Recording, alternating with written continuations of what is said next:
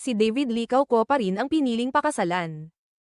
Matapos madismaya ang ilang Barda fans nang kumalat ang video ni Barbie Forteza na magkahawak kamay umano kay Jameson Blake. Muling nabuhayan ng pag-asa ang supporters ng tambalan nila ni David Lee Cauco dahil sa bagong interview ng aktres. Sa larong Kiss, Marry, Kill. Pinili ni Barbie na i-kill si JC Alcantara base sa masamang karakter nito sa P77, i-kill si Sam Concepcion na nakasama niya sa Beauty Empire, at i-marry si David Lee Cauco. Paliwanag niya, matagal na silang magkasama at magkakilala ni David, kaya siya ang pinakaakma sa Marry.